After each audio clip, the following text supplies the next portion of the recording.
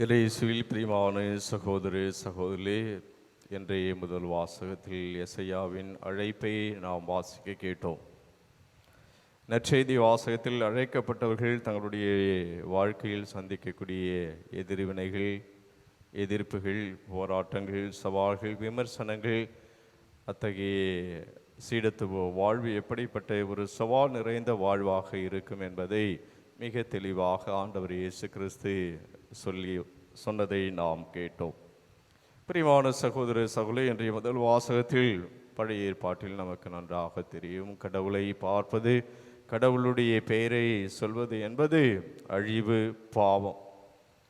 ஏனென்று சொன்னால் மனிதன் பலவீனமானவன், பாவம் செய்யக்கூடியவன். எனவே கடவுளை பார்ப்பது என்பது, கடவுளை பெயரை சொல்வது என்பது அது இயலாத ஒன்றாக பழைய ஏற்பாட்டில் நாம் பார்க்கின்றோம். ஆனால் புதிய ஏற்பாட்டில் ஆண்டவர் இயேசு கிறிஸ்து மிக அற்புதமாக ஒரு வித்தியாசமான ஒரு பார்வை, தந்தையை அப்பா, தந்தாய் என்று அழைக்க நமக்கு கற்றுக் கொடுத்திருக்கின்றார்.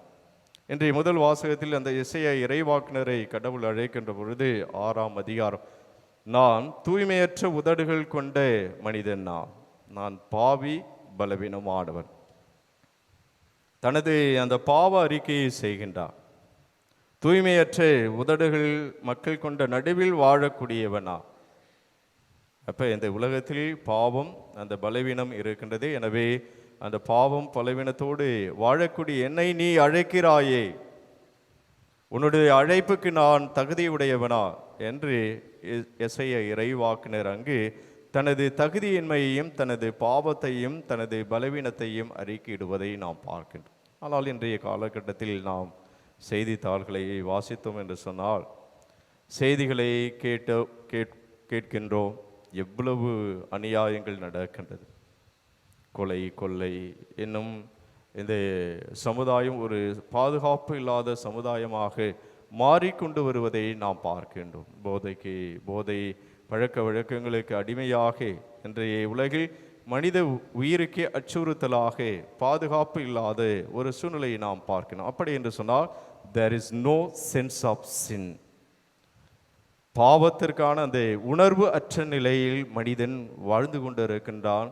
அதே நிலையில்தான் வாழ்கிறான். அந்த பாவம், நான் பாவம் செய்கின்றேன், என்னால் ஒரு மனிதனுக்கு இந்த சமுதாயத்தில் பாதுகாப்பு இல்லாத சூழ்நிலையை நான் உருவாக்குகின்றேன், இந்த சமுதாயத்தில் நான் பலவீனத்தோடு வாழ்கின்றேன் என்ற அந்த உணர்வே அற்ற நிலையில் வாழ்வது.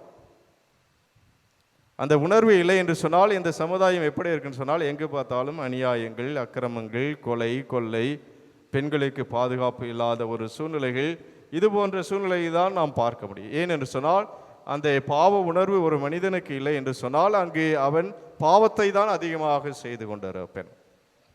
என்னால் என்னிடத்தில் அரசியல் பலம் இருக்கின்றது, ஆள் பலம் இருக்கின்றது, பணபலம் இருக்கின்றது என்ற ஒரு சூழ்நிலையில் இன்றைய சமுதாயம் அந்த பாவ உணர்வு அற்ற நிலையில் வாழக்கூடிய சூழ்நிலையை நாம் பார்க்கணும். ஆனால் எசேயா இறைவாக்கினர் தன் பாவத்தை அறிக்கையிடணும். அசுத்த உதடுகள் கொண்டவன் நான், என் வாழ்க்கை பாவ வாழ்க்கையாக இருக்கிறது, எனவே உன்னுடைய அழைப்புக்கு நான் தகுதியுடையவனா? கடவுளை, நீர் என்னை அழைக்கின்றேன், ஆனால் அந்த அழைப்புக்கேற்ற வாழ்க்கை, தூய்மையான வாழ்க்கையை நான் வாழ்கிறேனா? எனவே இன்றைய முதல் வாசகத்திலிருந்து இதை நாம் கற்றுக்கொள்வோம். நாம் அந்த பாவ உணர்வு என்பது நமக்கு மிக மிக முக்கியமான ஒன்று.